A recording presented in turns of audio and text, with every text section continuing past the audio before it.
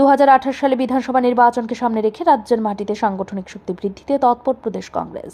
এই উদ্দেশ্যকে সামনে রেখে শনিবার প্রদেশ কংগ্রেস ভবনে সংখ্যালঘু সেলের এক সভা অনুষ্ঠিত হয়। সেই সভায় প্রধান বক্তা হিসেবে উপস্থিত ছিলেন কংগ্রেস বিধায়ক সুদীপ রায় বর্মন। উপস্থিত ছিলেন প্রদেশ কংগ্রেস সভাপতি আশিস কুমার সাহা। সভায় বক্তব্য রাখতে গিয়ে সুদীপ রায় বর্মন বলেন, দেশের সংবিধান রক্ষা করা দেশের প্রত্যেক নাগরিকের কর্তব্য। মানুষের কথা বলার অধিকার দিয়েছে সংবিধান, তাই এই সংবিধান রক্ষা করা দেশের সকল অংশের মানুষের দায়িত্ব এবং কর্তব্য। তিনি বিজেপির সমালোচনা করে বলেন, বিজেপি এই সংবিধানকে মানে না। তারা মনোবাদিতে বিশ্বাসী, মনুস্মৃতিতে বিশ্বাসী। তারা মধ্যযুগের চিন্তা ভাবনার মধ্যেই আবদ্ধ আছেন। তাই তারা এখনো ধর্ম নিয়ে বিভেদ সৃষ্টি করে জাতপাত নিয়ে মানুষের মধ্যে বিভেদ সৃষ্টি করেন। খোদ দেশের স্বরাষ্ট্রমন্ত্রী অমিত শাহ সংসদে দাঁড়িয়ে সংবিধান প্রণেতা বাবা সাহেব ডক্টর বি আর আম্বেদকরের সমালোচনা করলেন। এই ধরনের অপমান ভারতীয়রা কিছুতেই সহ্য করতে পারবে না। এর বিরুদ্ধে দেশের সকল অংশের মানুষকে রুখে দাঁড়াতে হবে। সুদীপ রায় বর্মন বলেন, ওয়াকফ আইন সংসদে পাশ করিয়ে নিয়েছে। এখন সুপ্রিম কোর্ট বলছে পরবর্তী শুনানি পর্যন্ত ওয়াকফ সম্পত্তি চিহ্নিত করে রেজিস্ট্রেশন করা যাবে না। এখন আর ওয়াকফ আইন নিয়ে মানুষকে ভুল ব্যাখ্যা দিতে পারবে না বিজেপি। এতদিন একতরফা ভাবে এই বিল সংসদে পাশ করে মানুষের মধ্যে একটা বিভেদ সৃষ্টি করার চক্রান্তে নেমেছিল।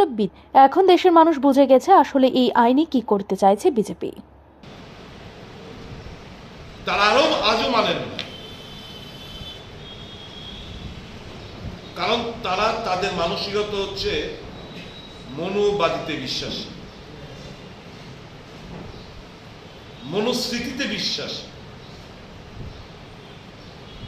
কাজে তারা এখনো ওই মধ্যযুগের চিন্তা ভাবনার মধ্যে আবদ্ধ, যে ব্রাহ্মণ্যবাদ ডমিনেট করবে সমাজকে। তপশিলি জাতি উপজাতি অংশের মানুষ মন্দির মসজিদে গেলে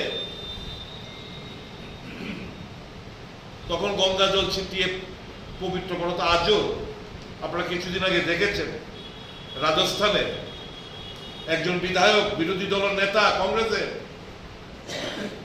সে একটা মন্দিরে পুজো দিতে যাওয়ার পর সেখানকার এক বিজেপি নেতা এসে মন্দিরকে পবিত্র করার আহ্বান করেছেন এবং গঙ্গা জল ছিটিয়ে সে মন্দির নাকি অপবিত্র হয়ে গেছে, কারণ তপশিলি জাতির এক নেতা ওখানে প্রবেশ করেছে, গঙ্গা জল ছিটিয়ে দিয়ে এটা পবিত্রতা রক্ষা করতে হবে।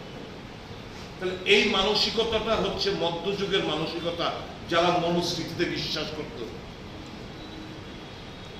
যারা মনুবাদী ধ্যান ধারণা বিশ্বাসী, তাদের ওই সমস্ত চিন্তা ভাবনা আজও তারা আবদ্ধ। কাজে বিজেপি এই সংবিধানকে মানে না। তাই তো সভায় বক্তব্য রাখতে গিয়ে প্রদেশ কংগ্রেস সভাপতি আশিস কুমার সাহা বলেন, বিজেপি দেশের মানুষের মৌলিক অধিকারে হস্তক্ষেপ করতে চাইছে। সংরক্ষণকে তারা তুলে দিতে চাইছে, দেশের সংবিধানকে তারা বিলুপ্ত করতে চাইছে। তিনি বলেন, মুসলমানদের স্বার্থবিরোধী ওয়াকফ আইন যাতে প্রত্যাহার করতে বাধ্য হয়, এর জন্যই রাজ্যের মুসলমানদের দেশের অন্যান্য রাজ্যের মতোই আন্দোলনে ঝাঁপিয়ে পড়তে হবে। সংখ্যালঘু সেলের এই সভায় রাজ্যের সব জেলা থেকেই প্রতিনিধিরা অংশ নিয়েছেন।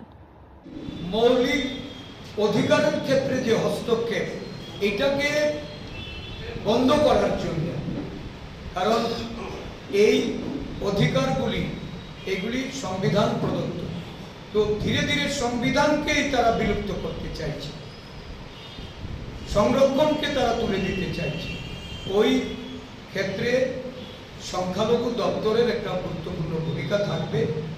আজকে আমাদের রাজ্যেও ওয়াকফ বিলের বিরোধিতা করে রাজ্যের বিভিন্ন প্রান্তে যে আন্দোলন কর্মসূচি সংগঠিত হচ্ছে, এই কর্মসূচিগুলিকে কিভাবে জনসম্মুখে আরও শক্তিশালী করা যায়, আমি সংগঠিত রূপে এই কর্মসূচিতে আপনাদের উপস্থিতিরও আমি কামনা করি।